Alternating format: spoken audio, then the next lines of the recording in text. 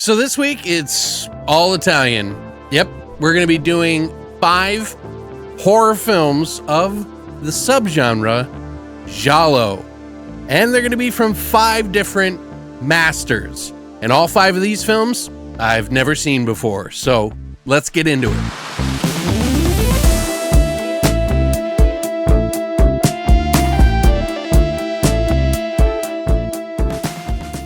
What's up, guys, and welcome back to Beyond the Void. My name is Alex, and today we're going to be doing my weekly watch list. Now, my weekly watch list is a choice of 5 movies that I watched that I think you should check out. And this week, I decided to put a spin on it, a little bit of an Italian flair, if you will, to it. And I picked 5 Giallo horror films from Italy that you should check out. And these are movies that I've never seen before that were traded with me by my buddy Nick. Thank you so much, Nick. Now, to give you an idea what Giallos are, it literally means yellow. Years ago, in the 20s and 30s, there were these little crime novels that were in yellow books that were basically little crime stories of whodunit. Later on, they became popular again because people who read those books as kids or as adults went and made movies in the 60s and 70s that were very much like the stories in those books. One of the people that's considered to have led the charge and what a Giallo film was is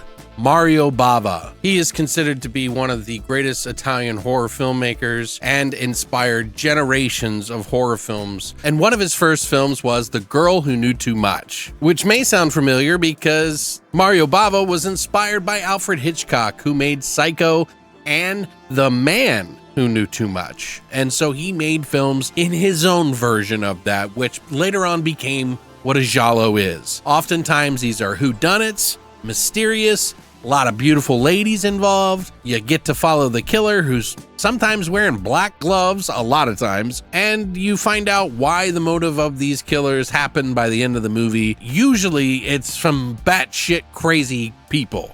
Like really crazy. But that's the shorthand version. Just understand that Mario Bava's The Girl Who Knew Too Much is kind of the first considered Giallo of its type, and he made a second film after that that is actually the archetype of what a Giallo film would become. And we're going to talk about that next. Now, that said, I've not seen a lot of Giallo films, and I'm actually trying to change that by watching these this week. So cut me a little bit of slack. I'm just here to enjoy and share the wealth with other people that might find it interesting too. I'm going to give you all the links to all of the physical media if you want to pick it up and wish list it for yourself and purchase it later on Amazon. I have the links for that. I'll even tell you where to watch it online. Without further ado, let's get started in my weekly watch list of 5 Giallo films that you gotta see. Number 1, we have Blood and Black Lace by Mario Bava. This was his second sort of film, and it is considered to be the epitome of what a Giallo should be. And he did a really fantastic job with this film, but this was like one of the first instances that a lot of people feel was a really big example of what Giallo would be. And oftentimes with him, Mario Bava had a sort of irony with his stories. He kind of focused on style and kind of how it looked the most, because Mario Bava was a painter. He's decided to make films, and this is one of them. So what is Blood and Black Lace all about? Well, this one is about a masked, shadowy killer that brutally murders the models of a scandalous fashion house in Rome, and a lot of people start questioning why it's happening, and a diary appears from one of the first murders that kind of puts a lot of people in a bad light. So the diary disappears and people start disappearing with it because there's some people trying to cover it up for nefarious reasons and some people just trying to cover it up to save face. So it adds this level of tension in the movie to make you wonder who is the actual killer. The music in this one is very traditional for its time, but it really works for this film and gives it its own sort of taste. And I really enjoyed that aspect of the film because it is such a visual film. It feels like, in a way, how Suspiria does for a lot of people, in that it kind of evokes a certain vibe about it because the way that the lights and things are set up, there's like reds and greens in the same shot. So it almost looks like a music video in the 80s, but they did this in the 60s to really make it an artistic look and to use shadows and light in different ways that hadn't been done before, which I personally think made this a very super stylish and beautiful film. And the way that they followed the camera and the killer to feel omnipresent, also make you wonder who's doing it. They set up a lot of these scenes in the story to kind of make it work in that way. I personally think the story in this one was actually pretty decent. It is a little slow in some spots, but the way it looked and felt is just a really, really nice touch to the film. I think they did a really good job in this film for the 60s film. It definitely did not feel like a 60s film to me. Some of the violence and stuff that was in it was definitely above what I expected from a 60s movie, to be honest with you. And there's just actually some really intense scenes that really work for its time, you know? This is a 1964 film, and they're doing some pretty amazing things. But, you know, Mario Bava was one of the biggest inspirations to the Italian cinema. He really brought the Italian horror genre to the forefront. And when he was making these films, he wasn't going, I'm gonna make a giallo film. No, he just wanted to make a film and thought of it the way that he would create it. And that's how he made his film. He was the trendsetter. And so that influenced a lot of people, including Argento, who did a movie that we'll talk about soon, is probably the biggest inspiration for that movie. But yeah, if you like murder mysteries that have a bunch of characters that you're going to be able to play with in this soup of different wild characters and models and beautiful women with beautiful like shots and cinematography and everything, this is probably a movie that you'll want to watch. I would say it's about a 6.5 or 7. It's a little bit older for me, so I think that might have worked against it in, you know, just what I like. One of those films that I'll probably give a watch again. But yeah, if you want to check this out, it's actually up on Shudder and AMC Plus right now. Plus you can rent it. I'm sure you can find other places for it. This is the Blu-ray version. There is actually a 4K that just came out recently, but I'll put a link up there for you to choose what you like. Add it to your wish list if you're thinking about getting it in the future. I can't get in! How do I open the door? Up next, we have The Bird with the Crystal Plumage. This movie is from 1970, and it's directed by Dario Argento, his first feature film, actually. First time I've ever seen it. I actually remember the opening scene, and I've seen it because it looks so beautiful. This is the 96-minute cut that you should watch. That has everything in it. If you're looking for a copy, there are a lot of digital ones online. This is the 96-minute cut, but I would highly recommend watching the 96-minute cut. So, what is it all about? Well, there's an American writer who is visiting in Rome, and he attempts to unmask a serial killer when he stumbles upon a scene in which someone is getting murdered, or almost gets murdered, and he stops it because he appears. He becomes obsessed with trying to figure out what he saw in that moment because it happened so fast, and the murderer ran away, and the police are trying to use him to figure that out too, but he becomes embroiled in this whole case and even gets involved with almost dying.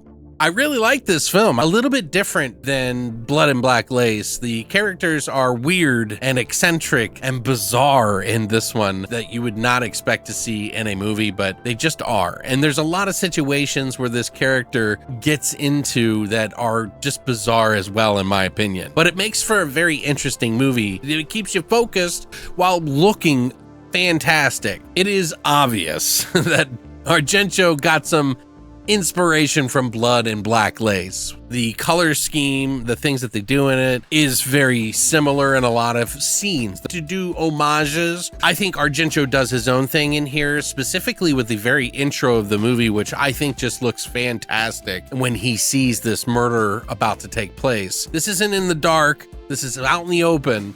So it's kind of a bold move for Argento to do in his first feature film. And I think it works amazing.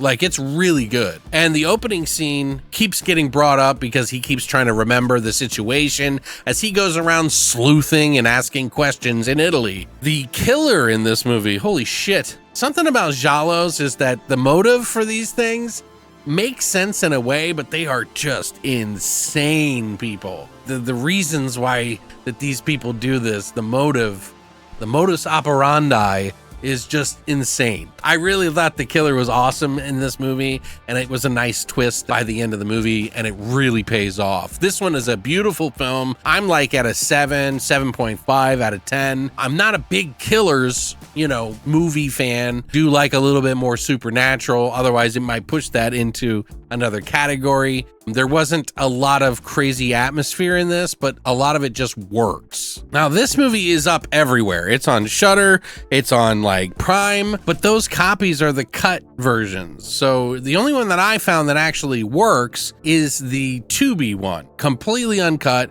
It is the full 96 minutes. I would highly recommend watching it there if you can, but it is up other places if you want to watch it in full 1080p. You can pick up a copy online. I'll put a link down below for the one that's 96 minutes, or at least has a copy of that in the release. So if you want to wish list this on Amazon, you can too.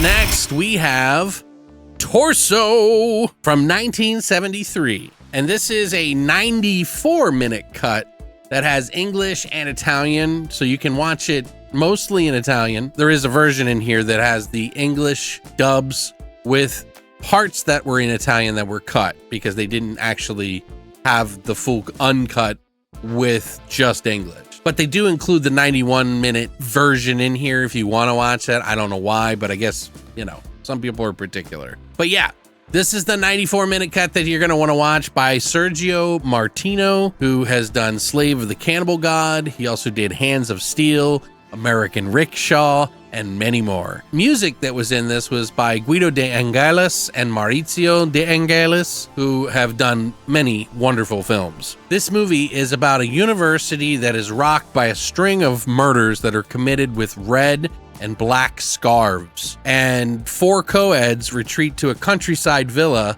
where they hang out nude and eat food and go to the local village that this villa overlooks. But the killer is closer than they think, and they're not as safe as they thought they would be. Will they survive? Probably not, as I always say. But yeah, so this one is pretty dark and tension filled. Like, this one has a lot of tension. This one is definitely a different pace than the other 2 films that I watched. I watched these in chronological order of when they came out too, so I wanted to make sure that I saw what styles were represented in other films, so I watched them from ones before it on. But I really like the music in this. I thought it actually worked. The sound design and everything with this one is really good.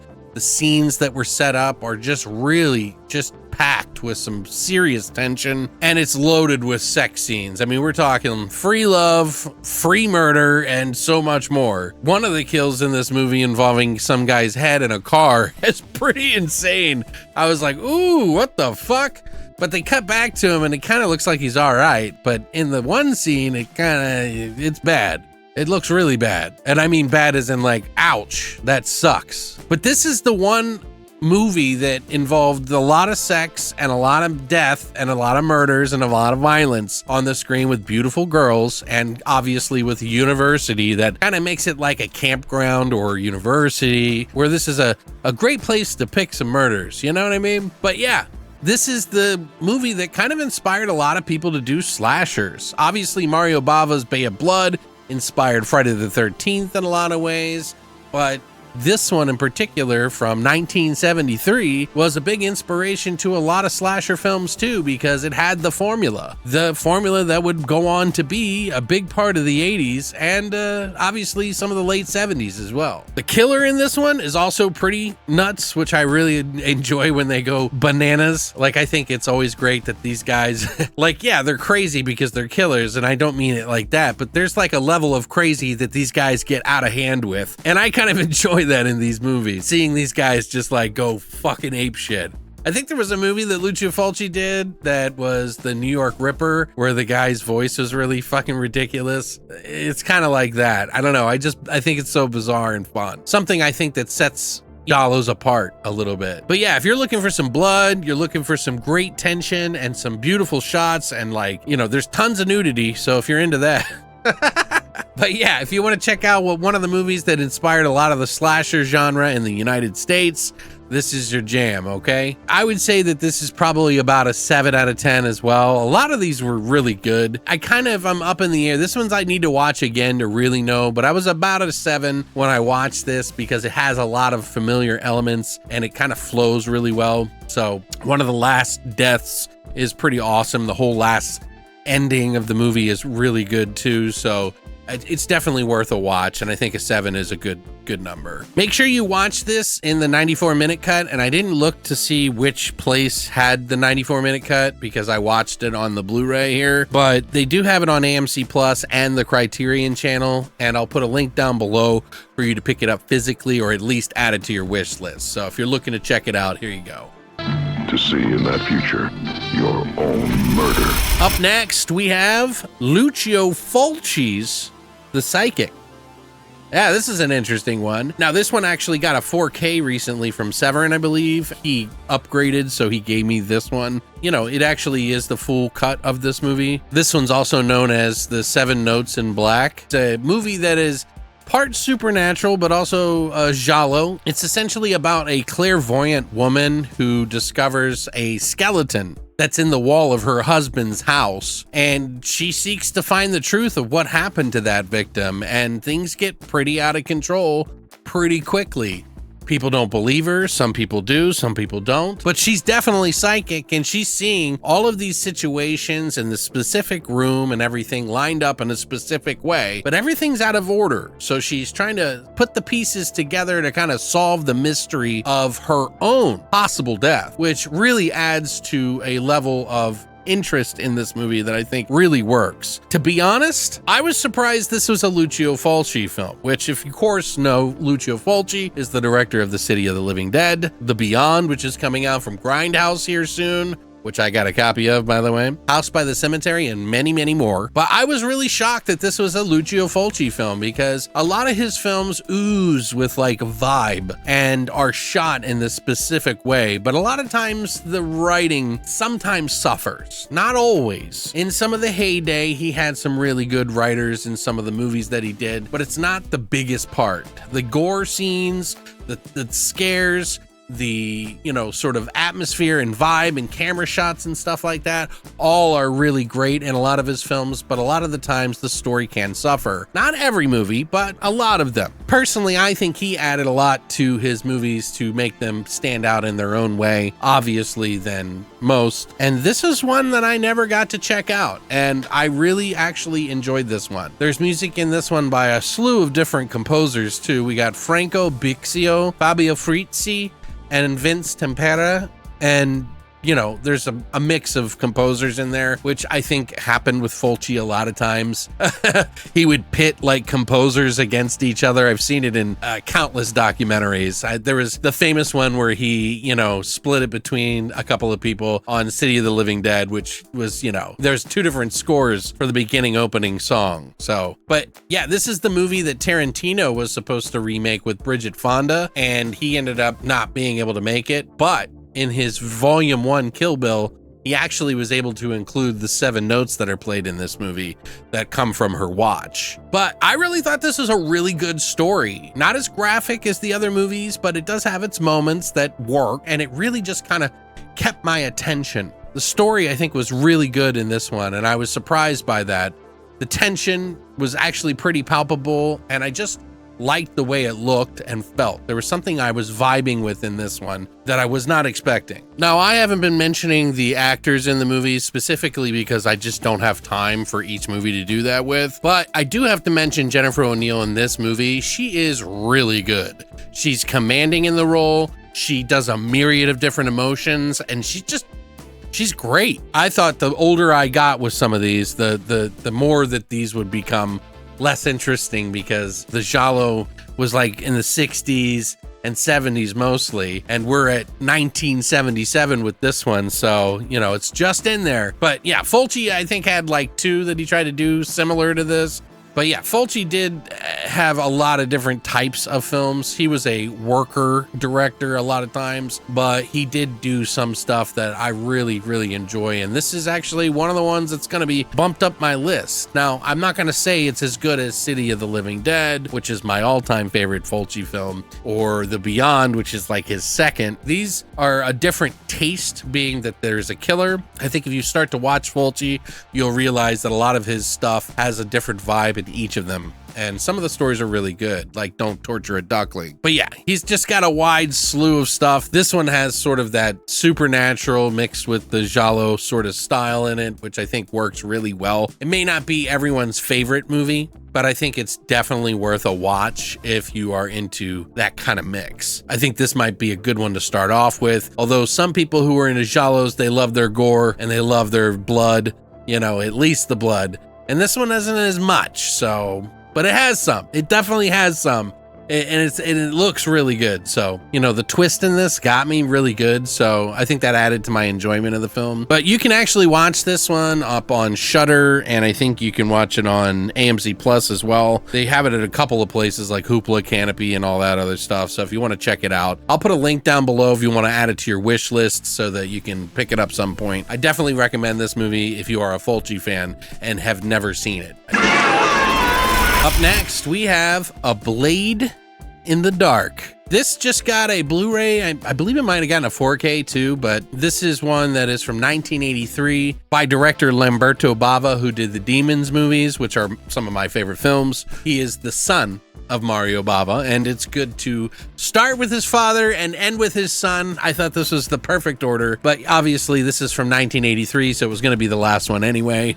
But this one's actually pretty cool. I actually really liked this one, and it was a TV movie, technically. It was supposed to be a 4-part mini series where they, you know, cut it up into 4 pieces over a 2-hour movie, basically. It's about an hour and 50 minutes, about a killer who stalks a composer for horror movies.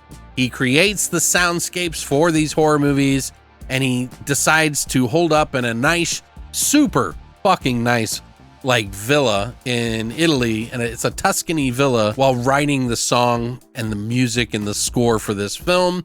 The director of the film wants him to feel like he's scared in this big house, so that the music will ooze with that scariness. And he finds out that there's stuff on the, like, film reels that is incriminating the killer in this movie. So the movie that he's working on has an element and a clue of who the killer is in the movie you're watching. So it's very meta in that regard, and it does a lot of really cool things in here with a, you know, I like seeing, first of all, someone who creates music anytime, because I've created music and I love that kind of element. He does a really cool soundtrack in this, which the music by Guido and Maurizio De Angelis is doing a fucking top-notch job in this one, I think, whether it be the tension moments or the like cool melody that's in this movie. It really starts off very strong, but it kind of loses some of its pacing, and I'm not sure if that's because of the 4-part miniseries, but, you know, like I said, it's almost 2 hours long, an hour and 50 minutes, or 48, 49 minutes. It does feel too long in some parts, and it feels like it could have been trimmed up, but again,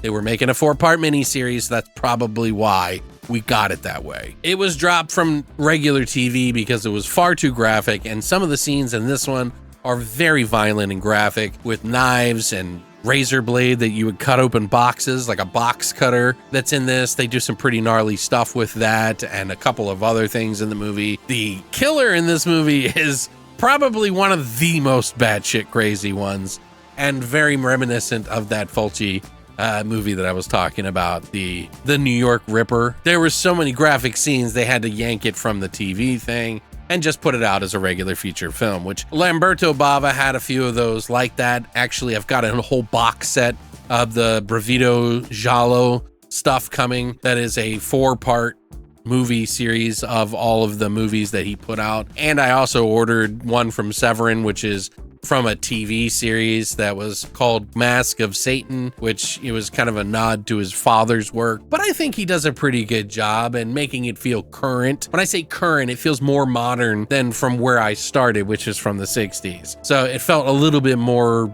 comfy in some ways, but it does span about almost 2 hours of length, and I think it's just too long. But there are some really great moments in the film that just make it cool. And man, this was like so close to getting like a 7 out of 10 because I really enjoyed it. I wasn't expecting this one to be as good as some of the other ones, but it's pretty close. And I would have recommended checking it out if you are a Lamberto Bava fan. This was actually done before he did the Demons movies. The kills, the scenes in it, the different characters, the twist that it takes. Like, I had no idea who the killer was going to be. And then it kind of makes sense by the end of the movie. You figure it out pretty quickly because I think everybody's dead by the end of the movie, which is kind of a nice touch. This kind of supernatural vibe to it that feels like there's something else going on in the house, which I really like. They do a lot of really cool audio stuff with it. So I think it's definitely worth more than I think some people give it credit. But, you know, I'm not the Giallo king, so, you know, what do I know? I'm just telling you from an outsider coming in that likes Italian horror films, a lot of supernatural horror films. You take it for what you will. You can actually watch it on the Full Moon subscription, their online service, believe it or not. They have this on there, and I'm sure you could probably rent it or, you know, anywhere else or pick it up. I think it got a Blu-ray or 4K recently. But yeah, that's it. That's everything, guys. That's my Giallo romp. I really appreciate you guys. I like to explore new movies so that I can find you stuff that maybe you will like, because it's really the core essence of why I love horror. I love finding stuff, and I love sharing it with other people. But yeah, I would love to know your thoughts on it. Do you have any other Giallo films that I should check out? But thank you guys so much for coming by. I hope you enjoy my weekly watch list. We'll have another one next week. Thanks for coming by, and as always, long live the void.